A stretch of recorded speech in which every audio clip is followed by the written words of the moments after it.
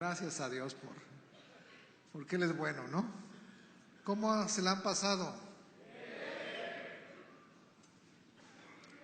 Gracias a Dios, ¿no? No podemos negar que las cosas con el Señor valen la pena, pues. Y sin Él, saquen a Dios de la ecuación y entonces todo se descompone. Pues vamos a orar y vamos a poner este tiempo otra vez, aunque ya lo hemos hecho, pero no sé si yo lo necesite, entonces vamos a orar. Padre, te damos gracias por este tiempo, gracias por este congreso. Gracias porque nos has reunido aquí con un propósito. Ayúdanos a entender, danos entendimiento de tu palabra. Te lo pedimos en el nombre de Jesús. Amén. Bueno, pues el tema, volvemos a repetirlo, yo y mi casa. Y eso es una cosa que vamos a tener que dar cuentas. Tú como varón o como hombre vas a tener que dar cuenta de ti y de tu casa, o lo que Dios ha puesto en responsabilidad. Por eso es que esta declaración de Josué es muy acertada, porque antes de que Dios te pida cuentas de tu trabajo, antes de que Dios te pida cuentas del ministerio, o antes de que Dios te pida cuentas de todo lo que te ha dado para administrar, te va a pedir cuentas de ti y después de tu casa. Así es de que yo en mi casa serviremos al Señor, ese es el tema. Y yo quiero hablarles algo que Dios puso en mi corazón, a ver cómo nos va. Porque si ven, este es un congreso de varones. ¿Y qué diferencia hay de los hombres a los varones? Hombre define sexo. Eres hombre porque no eres mujer. Pero varón te habla de alcanzar una estatura, tener un conocimiento, poder llegar a tener una elevación espiritual. Por eso esto es un congreso de varones, aunque tengamos hombres aquí. ¿Y cómo pasas de ser un hombre a un varón? A ver, vamos a Génesis, porque ahí nos empezamos a... Entonces, cuando tengas dudas, siempre ve al principio y al principio siempre te va a aclarar todo. Entonces vamos a Génesis, y en Génesis vamos a ver cómo hay esta transformación de lo que es un hombre a lo que es un varón. Primero tienes que entender que hay dos momentos. Uno cuando fuimos creados y otro cuando fuimos formados. La creación, o cuando fuimos creados, tiene que ver con la eternidad, hace mucho tiempo allá atrás, antes de que este mundo existiera. Pero cuando fuiste formado eres ya del polvo de la tierra y es cuando viniste a aparecer aquí. Y es en este tiempo. Entonces, Génesis 1:26 nos dice esto. Dice, entonces dijo Dios, hagamos ¿a quién? Al hombre. El hombre es hecho. Bueno, a nuestra imagen, conforme a nuestra semejanza, señoreen los peces mar, las aves de los cielos, las bestias de toda la tierra, todo animal que se arrastra sobre la tierra. 27. Y creó Dios al hombre. A su imagen, a imagen de Dios lo creó. Y luego dice, varón y hembra, aunque hembra tiene que ser varón y varona, es como lo que dijo Adán en el capítulo 2 de Génesis. Pero vamos a Génesis 2. Versículo 7 dice, entonces el Señor Dios formó al hombre. ¿De dónde? Polvo de la tierra, sopló en su nariz aliento de vida y fue el hombre un ser viviente. Creados antes de la fundación del mundo, formados cuando tú naciste y llegaste a esta tierra y entonces empezaste a crecer y todo esto. Ahora, hay una situación que pasa en medio, ya saben, Génesis 3, el pecado y todo esto que nos desconectó completamente del propósito de Dios. Pero el matrimonio, que voy a hablarles del matrimonio, voy a seguir con lo que Dios nos ha seguido hablando. Si ven, empezó con el yo, ¿no? Y luego sigue algo del matrimonio, entonces vamos a ver esto porque hay algo que yo me he dado cuenta. Y aquí, pues como estamos en confianza, pues se los voy a decir, aquí entre nos. ¿Saben lo que me he dado cuenta de lo que más estorba en mi relación con mi esposa y en mi casa con mis hijos? Yo ya lo descubrí y es un descubrimiento grandioso. Lo que más problema trae en mi relación con mi esposa, en mi matrimonio y en la relación con mis hijos, en mi casa, ¿saben lo que es? Yo ya encontré el problema raíz, es mi carne. Así es de que para que yo y mi casa podamos servir al Señor, tiene que empezar conmigo y yo tengo que tratar con mi carne. Y ahorita vamos a ver, ahorita les voy a leer algunas cosas y los voy a llevar por varios versículos para que vean cómo es algo que tal vez no te hayas dado cuenta del matrimonio, cómo nos ayuda el Señor con el matrimonio a darnos cuenta de estas verdades. Bueno, el matrimonio, ¿para quién fue formado? ¿O para quién fue creado? ¿O para quién se estableció?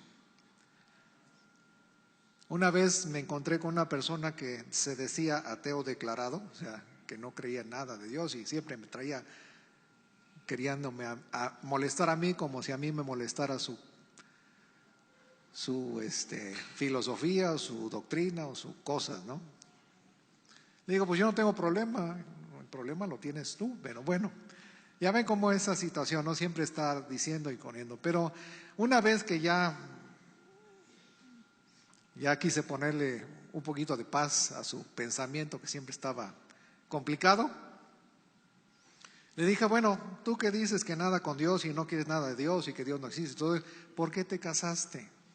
Si el matrimonio es una idea de Dios y tú no quieres nada con lo que Dios.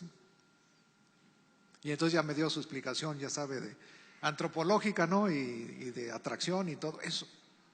Pero el matrimonio es una idea de Dios. A Dios se le ocurrió. Entonces, ¿para quién creó el matrimonio? Fíjense qué cosas tan tremendas me acabo de encontrar. Vamos a seguir ahí en Génesis 2, versículo 18. ¿Por qué se casan los ateos? De hecho, muchos nos casamos como hombres, ¿no? O sea, no teníamos entendimiento de que el matrimonio lo había hecho Dios, ni siquiera estábamos bajo las normas ni los lineamientos. Al contrario, ahorita que estamos empezando, se nos empieza a amanecer, nos empezamos a alinear con todo lo que Dios ha diseñado y entonces el matrimonio empieza a funcionar como Dios lo diseñó. Fuera del diseño de Dios no sirve, no funciona. Por eso está tan complicado cada vez. Pero versículo 18, Génesis 2:18. Dijo el Señor Dios, ¿no es bueno el varón o el hombre? No es bueno que el hombre esté solo. Le voy a hacer ayuda idónea. Y luego, para acabarla de completar, el 24. Dejará entonces, por lo tanto, el hombre a su padre y a su madre y se unirá a su mujer y serán una sola carne. El hombre, y habla de carne. ¿Y el varón dónde entra en el matrimonio? Ahí se lo va a encontrar en Primera de Corintios, pero ahorita vamos a ir para allá. Ahorita nada más quiero dejarle esto para que se dé cuenta de algo. Hombre, carne. Y como les decía, lo primero que yo he encontrado, o la raíz del problema que yo he encontrado en la situación que trae conflicto y que trae situaciones en mi casa y en mi matrimonio, es mi carne. Gálatas, vamos a Gálatas 5, 19 al 21, para que pueda entender lo que significa la carne.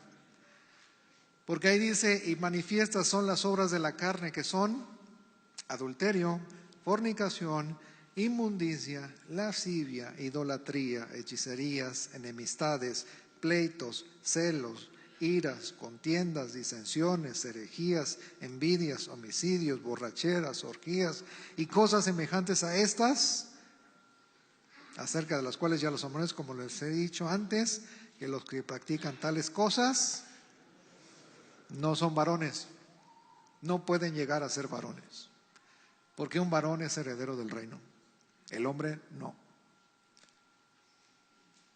Así es de que la carne es la que trae toda esta situación y eso es lo que causa conflicto.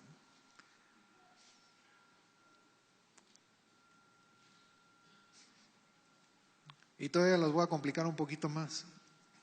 Proverbios 18:22.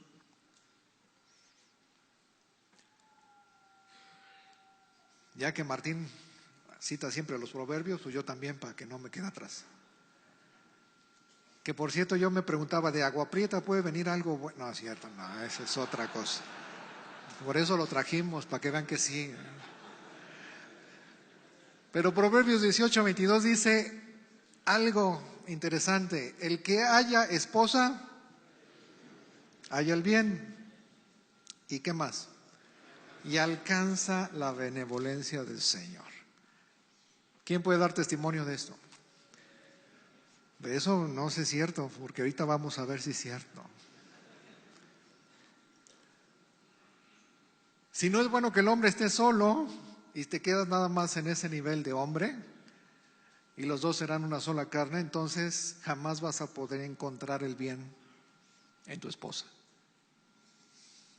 Hay muchos de nosotros que llevamos casados años y no hemos encontrado el bien. En primera, porque no lo buscamos. Para encontrar algo tienes que estarlo buscando, a menos que se aparezca por ahí, ¿no? Pero el hombre no alcanza, miren, te lo voy a decir esto, alcanza la benevolencia de Dios. Hay gente que no lo alcanza. Los hombres no lo alcanzan. Y se los puedo probar con la Biblia.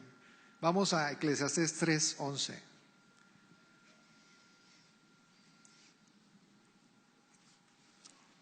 Dice, todo lo hizo hermoso en su tiempo y ha puesto eternidad en el corazón de ellos. Y luego, ¿qué dice? Sin que alcance ¿quién? El hombre. El hombre no alcanza porque no tiene estatura. Y no física, sino espiritual. El hombre natural no puede entender las cosas de Dios porque las cosas de Dios se han de discernir espiritualmente. Porque son para varones los que han alcanzado una estatura. Entonces el hombre no alcanza a entender la obra que Dios ha hecho desde el principio hasta el fin. Porque el matrimonio no empieza cuando tú te casaste, si eres un varón. Si eres hombre, sí.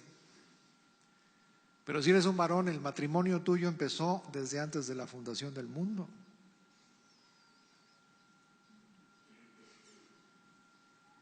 Pero bueno, vamos a seguir porque esto tiene que ver con, les digo, cómo nació. Vamos a Génesis 1, Génesis 2, perdón. Vamos al 21. ¿Cómo nació la esposa? ¿Qué tuvo que pasar para que saliera la esposa? Vamos a leerlo. Génesis 2, 21.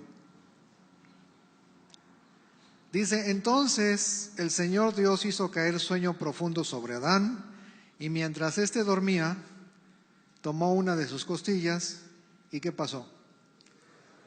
Cerró la carne en su lugar. Y de la costilla que el Señor Dios tomó del hombre, hizo una mujer y la trajo al hombre. Entonces dijo Adán, esto es ahora hueso de mis huesos y carne de mi carne. Esta será llamada. ¿Por qué? Entonces ya estamos en otro nivel. Ya no es hombre, ahora es varón. Pero tuvo que haber algo con la carne para que saliera la esposa. ¿Qué tuvo que haber pasado con la carne del costado de Adán? Se tuvo que romper, se tuvo que rasgar. La carne es lo que más te va a atorar, y lo primero va a ser con la esposa y luego va a ser en la casa. A ver, vamos a otro versículo porque como que los veo sospechosos.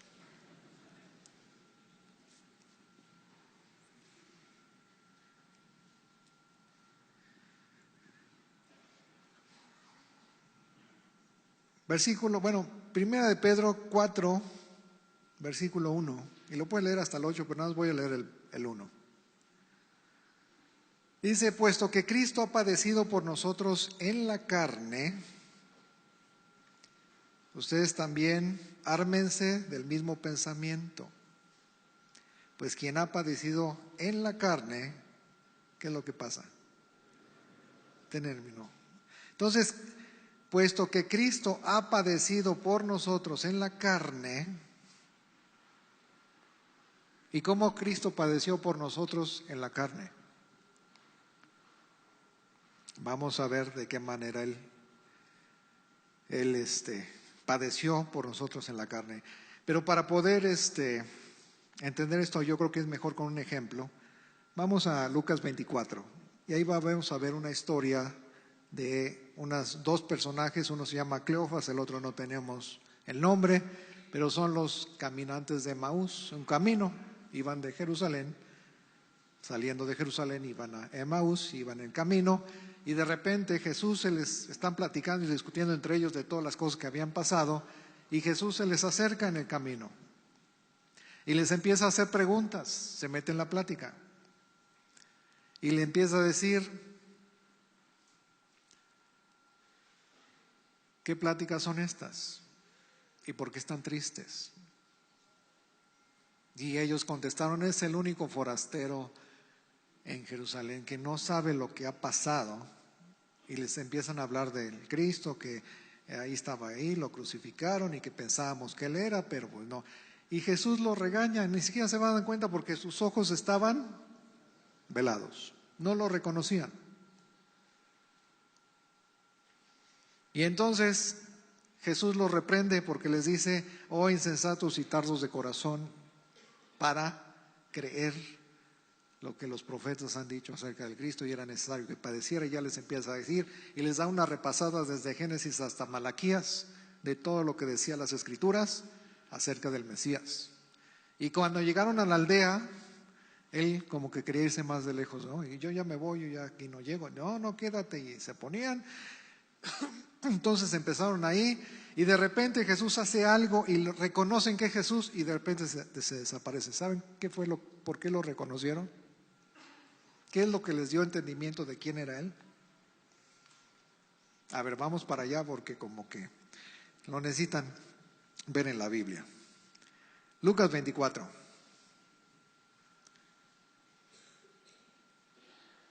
¿Ya lo tienen?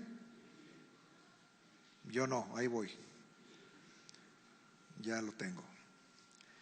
Entonces,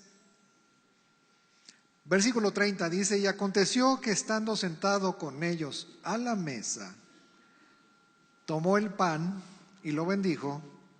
¿Y qué hizo con el pan? Lo partió y les dio. Entonces fueron abiertos sus ojos y le reconocieron, mas él desapareció de su vista. ¿Cuándo lo reconocieron? Cuando él partió el pan. ¿Y qué significa? Como que a qué le suena partir el pan. ¿Ah? A ver, vamos a ver. Unos me dicen la Santa Cena, la Última Cena, pero en realidad lo que representa, vamos a 1 de Corintios 11, versículo 24. Dice: y habiendo dado gracias, tomó el pan, lo partió y les dijo: tomen, este es mi cuerpo que por ustedes es partido.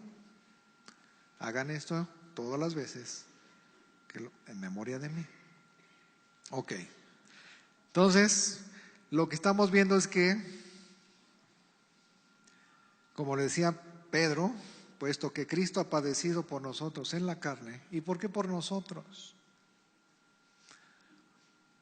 ¿Sabe cuál es la última parte del cuerpo de Cristo que fue partido? Porque ya que le dieron latigazos y todo eso desgarró su carne, le pusieron la corona de espinas y eso desgarró su carne. ¿Cuál fue la última cosa que fue desgarrada? La última parte de su cuerpo que fue desgarrada. ¿Ah? con una lanza en el costado. ¿Y como a qué le suena eso? De lo mismo que padeció Adán, que tuvo que ser abierto de un costado, le sacaron la costilla y crearon a la esposa. De la misma manera Jesús, lo último que se partió de su carne fue su costado. Y de ahí nació su novia, su iglesia, su esposa.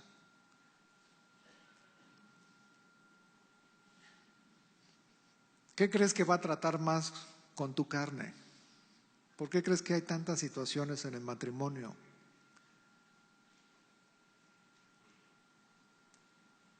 Porque se tiene que romper ese velo para que tú tengas entendimiento y dejes de ser un hombre y puedas ser un varón juntamente con la varona. Pero como lo vimos en la conferencia anterior, por no saber pelear la batalla, estamos peleándonos de otra manera en vez de aprovechar todos los beneficios que tenemos. Y seguimos complicándonos con la carne. ¿Cómo podemos nosotros tener otro concepto de nuestra esposa? ¿Cómo podemos como que alinearnos a lo que Dios nos ha dado? El que haya esposa, haya el bien y alcanza, para poder alcanzar esa benevolencia de Dios.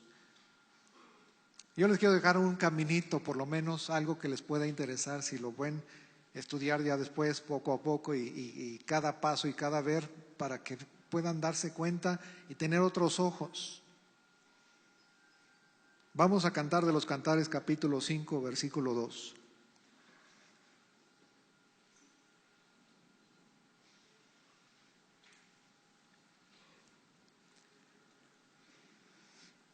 Cantar de los Cantares, capítulo 5, versículo 2.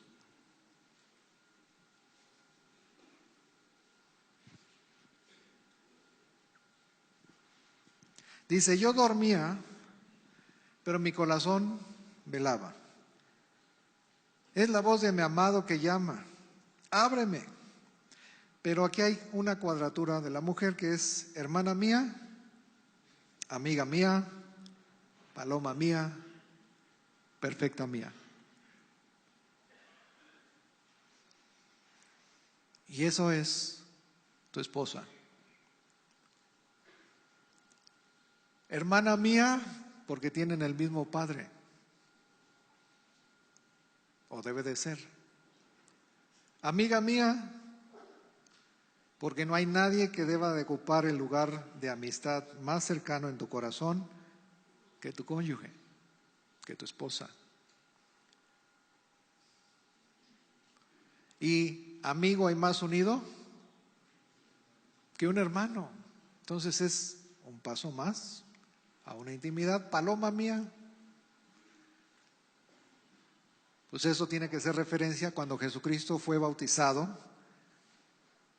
Ahí sale una paloma, ¿no? ¿Y quién representa la paloma? No es que tu esposa sea el Espíritu Santo, porque luego dan cada idea más rara que no vean.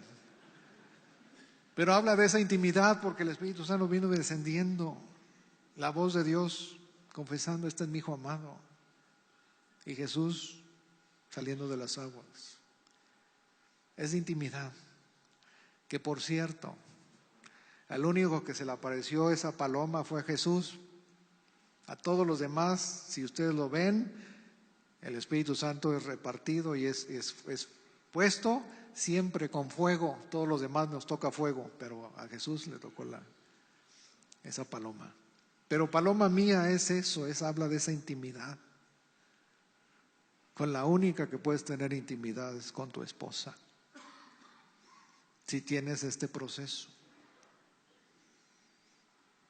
Y después llega a ser varona, perfecta mía, porque puede llegar a alcanzar la estatura del varón perfecto.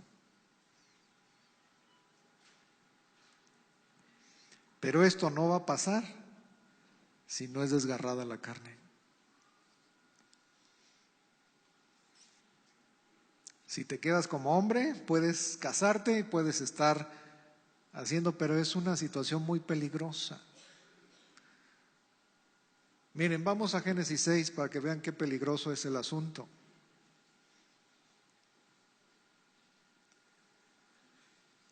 Génesis capítulo 6.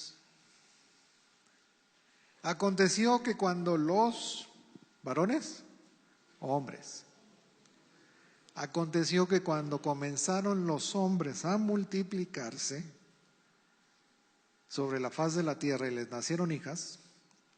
¿Qué diferencia hay de esto a lo que dijo Dios en el principio? Miren, vamos a Génesis, cuando los bendijo Dios y les dijo,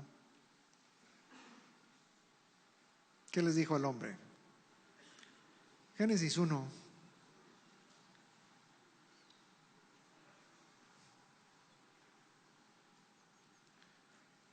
Ya me lo volaron de esta Biblia, tengo que cambiar. Lo malo de las electrónicas que luego se descomponen. Pero ¿cómo les dijo el Señor? Versículo 28, Génesis 1, 28, y los bendijo Dios y les dijo, multiplíquense. Empieza con fructificar, y fructificar es dar fruto, y para dar fruto tendría que irte a Mateo 13 para que veas la primer parábola que es del sembrador, o Juan 15 para que veas que el propósito de nosotros es dar fruto, y solamente los que dan fruto son los que tienen bendición. De nada sirve una planta si no da fruto, y si su fruto es malo no sirve, y si no da fruto pues tampoco sirve. Y por eso es que nos dice mucho acerca del fruto, pero primero es fructificar, luego es multiplicarse, y luego llenar la tierra, y luego sojuzgarla. Y el problema que vemos ahí en Génesis 6 es que no eran varones porque no habían fructificado. Un varón siempre va a alcanzar esa estatura y siempre va a producir un fruto. Y Génesis 6:1 dice que el problema más grave que es cuando los hombres no fructifican porque no llegan a ser varones, empiezan a multiplicarse y la tierra empieza a llenarse de una situación terrible. Y más adelantito, si sigues leyendo el 6, te vas a encontrar con el diluvio o con la historia del arca de Noé. Y el arca de Noé fue preparada para destruir toda esa generación y toda la gente que había ahí, porque el pensamiento de cada uno de ellos era de continuo, ¿el qué? El mal. Y por eso dice la palabra, el que haya esposa haya el bien, no el mal. Pero hay unos que no encuentran el bien en su esposa y no alcanzan porque se quedan como hombres y siguen multiplicándose y siguen generando patrones de maldad. Y por eso la tierra se está corrompiendo. Tú puedes ver la generación de Noé, y Noé tenía características: primero, que es un varón, no es hombre, es justo. ¿Qué más? Perfecto en sus generaciones, y con Dios caminó Noé. Y él hizo una diferencia de todos los demás. Y fue el único que pudo lograr salvarse de ese juicio tan terrible, y la tierra estaba tan corrompida. ¿Y ustedes cómo ven los matrimonios de hoy en día? Cristianos y no cristianos, aquí no hay. ¿Los ven mejor o los ven más angustiados? Como que ese silencio de tumba ya me dio la respuesta, ¿verdad? ¿Y cómo ven las familias? ¿Más integradas o cada quien se les da la gana? Y entonces, para poder cumplir con este tema que es tremendo, yo y mi casa, no lo vas a poder lograr, ni tú ni yo, si no tratamos primeramente y si no tomamos primeramente lo que nos corresponde como hombres. Miren, a ver, Vamos a ver otra cita para que vean cómo el matrimonio sí está en ese nivel de varón y varona. Así Dios lo... Y es más, ustedes pueden verlo ahí en Génesis 2, cuando Adán le presenta Dios a la mujer, él dice: este es hueso de mis huesos, carne de mi carne, esta será llamada varona porque del varón fue tomada. Y era una unidad tremenda. Pero después de que pecaron, ¿cómo le llama a su esposa? Ya no es varona, ¿verdad? Ya es la mujer que tú me diste, ¿no? Y hasta Dios sale responsable. Una ruptura, rompes la relación con Dios, rompes la relación con tu prójimo más próximo. Por eso el primer y grande mandamiento, ¿cuál es?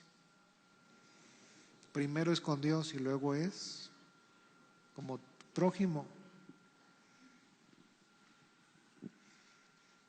Pero bueno, los quiero llevar ahí a 1 Corintios 11, nada más les voy a leer un versículo, ya leímos alguno de ellos, pero para que vean nada más.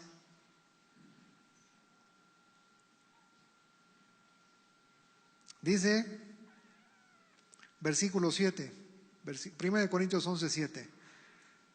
Dice: porque el varón no debe cubrirse la cabeza, pues él es imagen y... Pero la mujer es, porque Dios puso autoridad y se acaba aquí con el hombre. Él es cabeza y hasta ahí se acaban las cabezas. Bueno, pero a lo que voy es eso: el hombre pasa a transformarse a varón, como lo que leímos aquí, cuando recupera la imagen y la semejanza de Dios. Por eso pueden leer en Génesis 1, 26 y 27 que habla del hombre y luego termina con varón, porque recupera la imagen y la semejanza de Dios. Y eso es lo que hace la diferencia. Y lo único que va a hacer posible que tú tengas esta imagen y esta gloria de Dios es que el velo se rompa, o la carne, porque esta carne no puede heredar nada de Dios, no recupera la imagen, y por lo tanto no vas a poder decir yo y mi casa, y aunque lo digas no va a ser cierto, porque esto debe de ser, o sea, vamos a Mateo 7 pues, para que vean cómo tiene que ser la cosa. Mateo 7, 21 al 28. No todo el que me dice Señor, Señor, yo creo que ya se lo sabe, ¿no? Y habla de dos fundamentos. Mateo 7, 21 hasta el 28, o 24 al 28 pues, pero vámonos. Sí, es 24 al 28, pero el 21 dice: no todo el que me dice Señor. Entonces no es cuestión de decir, ¿verdad? No es cuestión de decir yo en mi casa y declararlo. Es cuestión de lo que dice el 24 en adelante. Dice: cualquiera pues que me oye estas palabras y las pone por obra o las hace, eso sí te va a dar un fundamento seguro. Vas a estar edificando sobre la roca. 1 Corintios 3, 11 dice: nadie puede poner otro fundamento que el que está puesto, el cual es Jesucristo, y es la palabra de Dios. Entonces no es cuestión de decir yo en mi casa serviremos al Señor, es cuestión de ponerlo en práctica.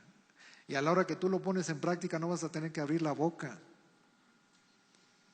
vas a ser un testimonio viviente y lo vas a poder probar en tu matrimonio y en tu familia. Yo y mi casa. No lo vas a tener que promulgar, lo vas a tener nada más con la misma presencia, vas a dar testimonio.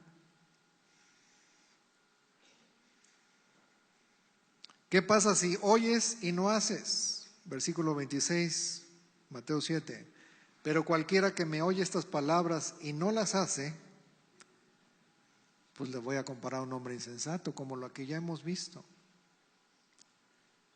Por más bonita que dejes la casa y le eches ganas y trabajes y te esfuerces y todo lo que quieras por tener toda esa apariencia, Cuando vienen ríos, porque los dos sufren lo mismo, ¿verdad? Vienen ríos, desciende lluvia, ¿no? Soplan vientos. Y cuando le dan a la casa, lo que va a hacer la diferencia no es lo que tú digas, o lo que se vea, o lo que aparentes. Va a ser sobre quién estás fundado. Y si tú tienes ese fundamento en Jesús, entonces no vas a tener que estar diciendo, ni declarando, ni promulgando, sino cuando vengan esas aflicciones y estas cosas que van en contra, porque todo en esta corriente del mundo no sigue los principios de Dios. Y muchos se burlan y vas a recibir críticas y van a estar enojados contigo simplemente porque estás casado. Bien. Y no con Z, sino bien. Porque has alcanzado esa estatura, esa madurez de poder estar viviendo y echándole ganas y entendiendo lo que es la bendición de tener un matrimonio como Dios lo diseñó y por lo consiguiente la casa que se ve reflejada en las generaciones que siguen, los hijos, los nietos. Yo les puedo hablar de nietos, fíjense, por la gracia de Dios. Y ya entender lo que son las diferentes generaciones, pero que sigan. No hay mayor, fíjense, les voy a leer un versículo de las cartitas que luego ni las ven porque son medio complicadas, muy cortitas, pero la tercera carta de Juan, que a veces ni la leen porque pues esto es muy poquito, ¿no? Y puros saludos y nada que ver. Vamos a tercera de Juan.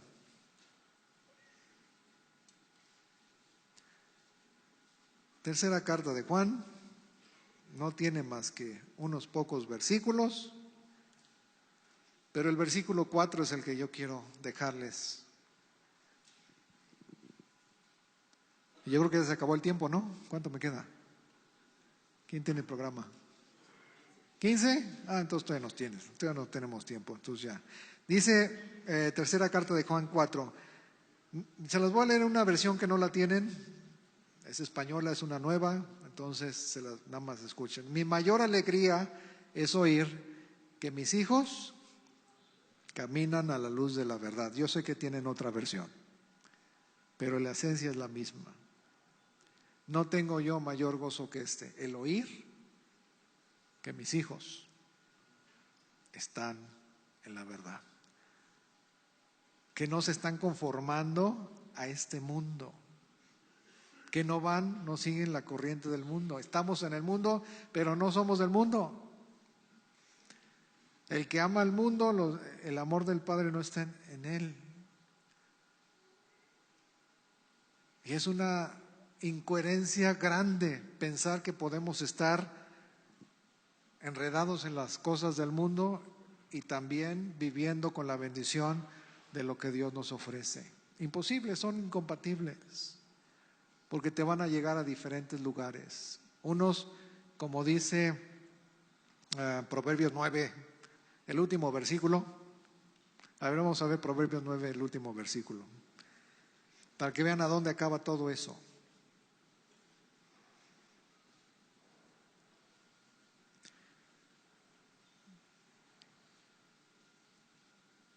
Dice, ¿no saben que ahí están quién? ¿No saben que ahí están los muertos y que sus pasos conducen a dónde? Pues a lo más drástico, ¿no? Bueno, Proverbios 9, se los leo mejor, 18, que es el último, ¿no? Y no saben que ahí están ¿qué? Los muertos, y que sus convidados están en lo profundo del Seol.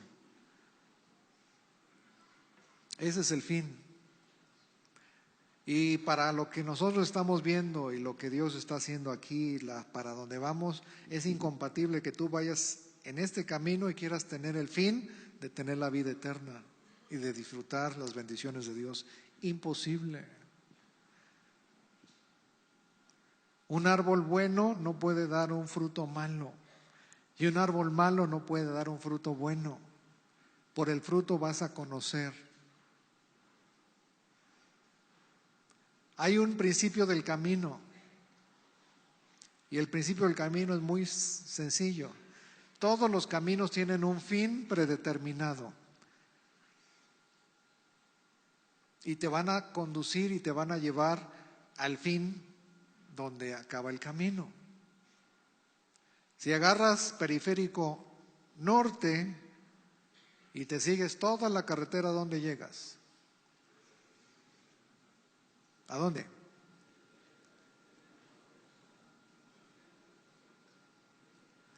¿Agua Prieta? Ya te fuiste muy lejos, ¿no?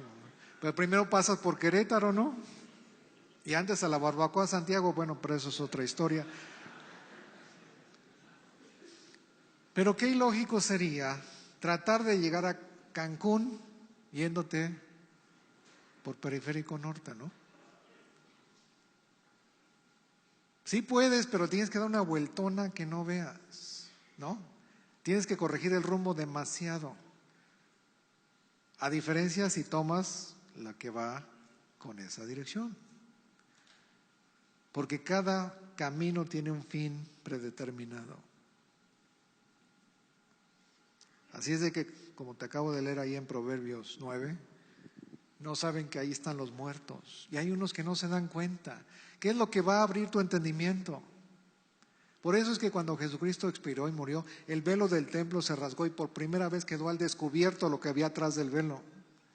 Hubo revelación de lo que había, hubo entendimiento de lo que había ahí. Lo que no se podía ver se hizo visible. Pero no ocurrió si no hay una ruptura, si no tratas con la carne. ¿Por qué creen que Jesucristo dijo, el que quiera venir en pos de mí, qué tiene que hacer? Y luego, tomar la cruz. ¿Para qué tomas la cruz? Ahorita ya no nos significa, ¿no? Pero en ese tiempo era, y cuando Jesús usa esa imagen, te voy a decir algo que tal vez no entiendas acerca de la cruz.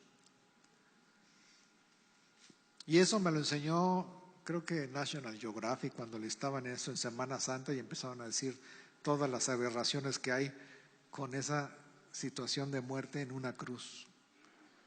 Pero fue muy interesante y de veras estuvo muy interesante el documental y se los voy a transmitir por si no lo vieron. Empezaron a decir médicamente lo que ocasionaba el estar en esa posición clavado con los brazos y detenido, clavado con los pies en esa posición. Y ahí es donde me cayó el 20, digo, qué barbaridad. Yo pensé que era diferente, pero ya me doy cuenta que no. ¿Ustedes saben cómo es la posición en la cruz? Bueno, tienes los dos pies juntos, ¿no? Y eso hace que se doblen para que puedas por lo menos tener un poquito de alivio por la posición. ¿Sí? Y luego las dos manos clavadas y amarradas para que no se te desgarren. Porque si te las dejan con puro clavo, te desgarra por el puro peso. Y tienes que detener tu cuerpo, ¿de qué manera? Que ahí es donde está el truco de la cruz. Para poder tener, nada más para poder respirar, para poder llenar tus pulmones de aire, tú tienes que levantarte, porque si estás detenido con las puras piernas y en esta posición, la pura posición te hace que te comprima. Entonces tú tienes que levantarte y tienes que hacer fuerza con los pies para respirar, para jalar aire.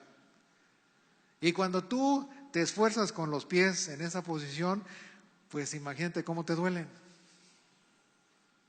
Sientes alivio en los brazos porque estás sostenido con los pies. Pero para expirar, para sacar el airecito, pues pasa el efecto contrario. Entonces tú tienes que detenerte con los brazos y tus pies tienen alivio, o sea, tus muslos dejan de cargar. Y el proceso se repite con cada respirar, con cada respirada. ¿Qué te estoy tratando de decir? Cuando Jesús utiliza esta imagen, lo que te voy a decir es esto: no hay posición cómoda en la cruz. ¿Cada cuándo tienes que tomar la cruz? ¿Cuándo es la dosis? ¿Cuánto te dura? ¿Ah? ¿Cada cuándo? ¿La receta qué dice?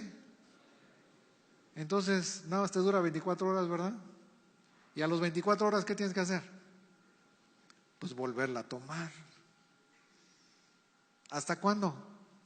Pare de sufrir por eso. No, no es cierto, eso es otra cosa. Pero ahorita hay una comodidad excesiva de la carne. Y todo el mundo quiere conformar todo para no ofender la comodidad de la carne. Por eso empiezan a llamarle matrimonio a lo que no es. Y es pura carne. Porque cuando tú empiezas a tener entendimiento y te empiezas a alinear con eso, vas en contra de corriente.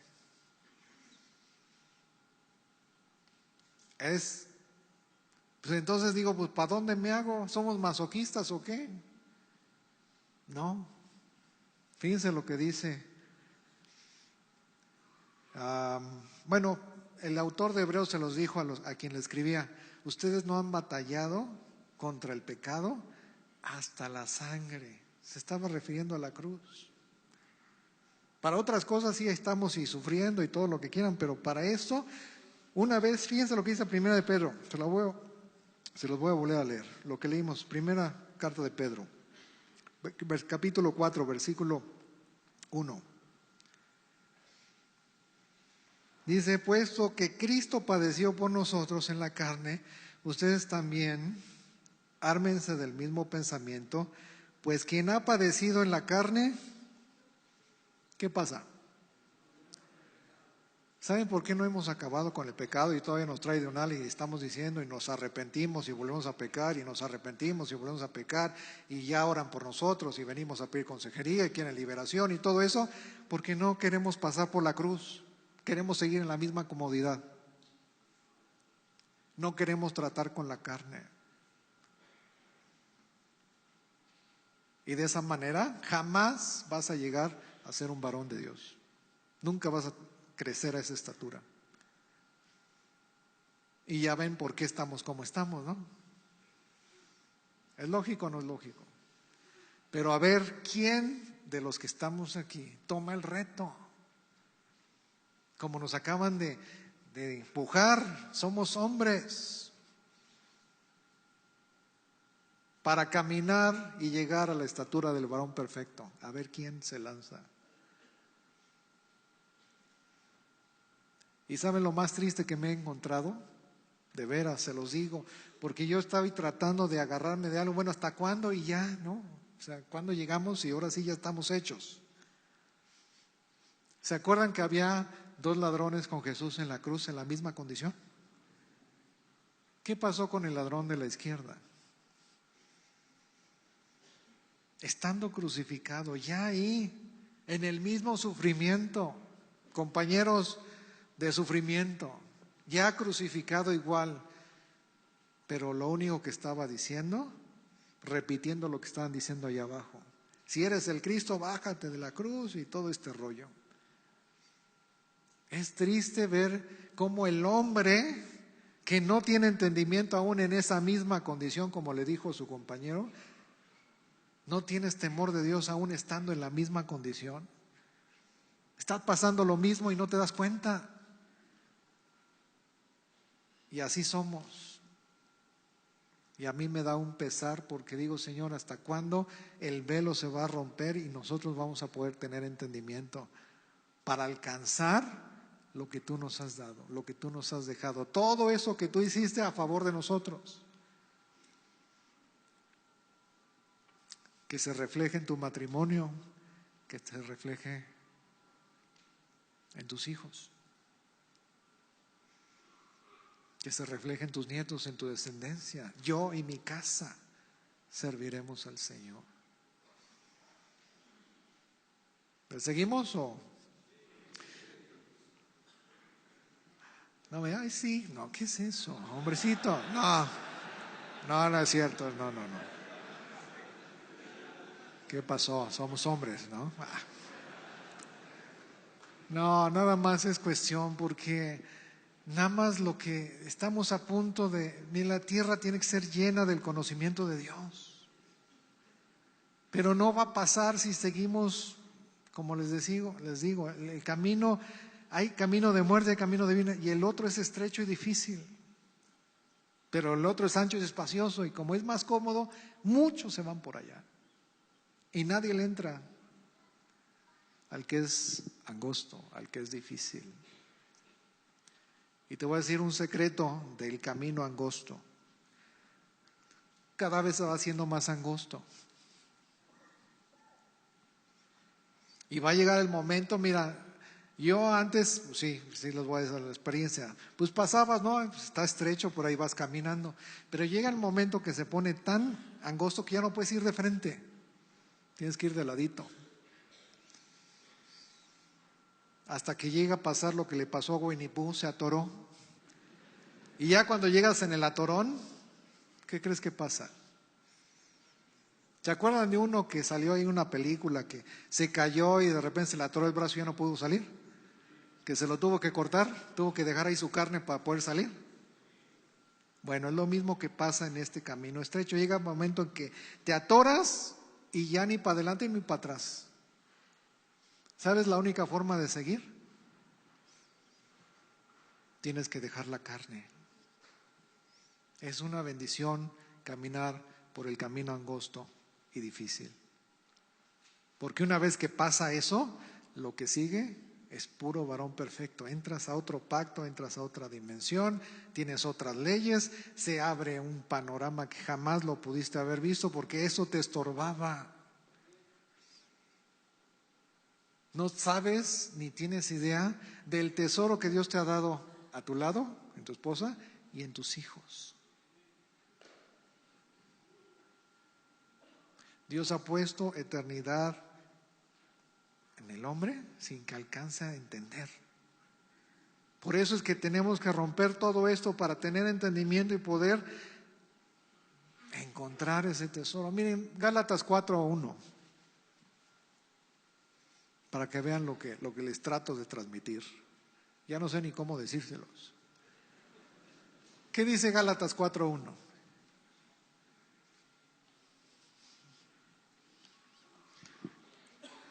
¿Ya lo tienen?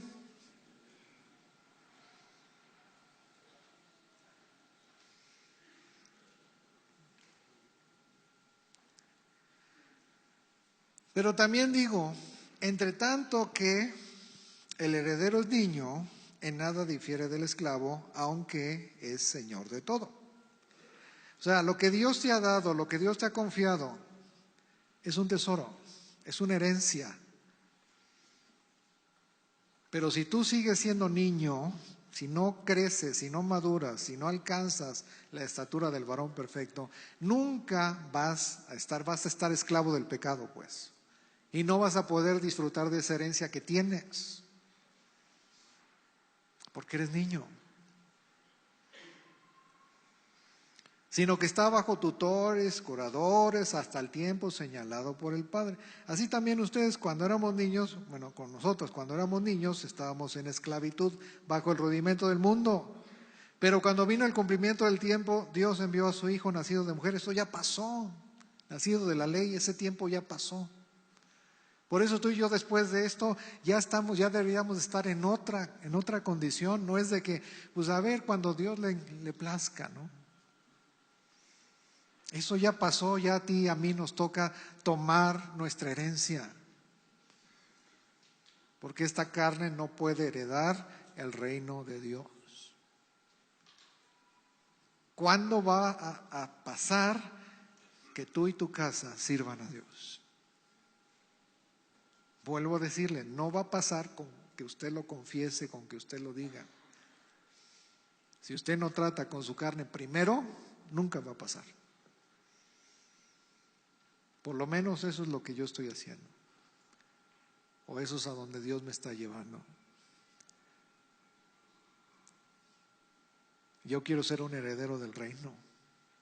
Yo quiero ver sus promesas cumplidas. Yo quiero ver esas riquezas en gloria que Él tiene. Yo no me quiero conformar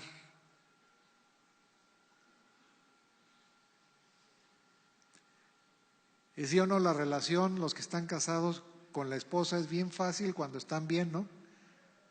Pero es bien difícil y complicada cuando están mal. Bueno, ustedes no, sus amigos, ¿se acuerdan cómo les va?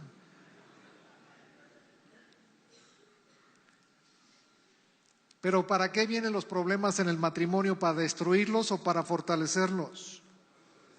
Y entonces, ¿por qué se la pasan en ese engaño y dándole vueltas y vueltas como si fuera para destruirte?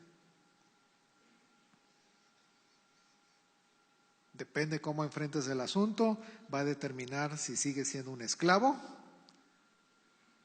o si eres un heredero del reino. Así es, la palabra de Dios es muy sencilla, muy simple y muy clara. El chiste es saber quién de nosotros va a tomar el paso que se debe de dar como hombres para llegar a esa estatura del varón perfecto. Y cuando tú te empieces a alinear, te vas a dar cuenta que todo lo demás se empieza a alinear. Y a veces tristemente esta situación espiritual se la hemos dejado a las mujeres. Cuando tú deberías de ser el que debe de tomar el paso, como Josué, yo y mi casa. Mejor oramos, ¿no? Padre, te damos gracias por tu palabra. Te pedimos que nos sigas hablando. Queremos ser transformados, no queremos conformarnos. Ayúdanos a tener más entendimiento de tu palabra. Queremos decirte que te amamos con todo el corazón, con toda la mente, con todas las fuerzas. Y te pedimos, Señor, que nos des el suficiente entendimiento para cambiar y no conformarnos, en el nombre de Jesús. Amén.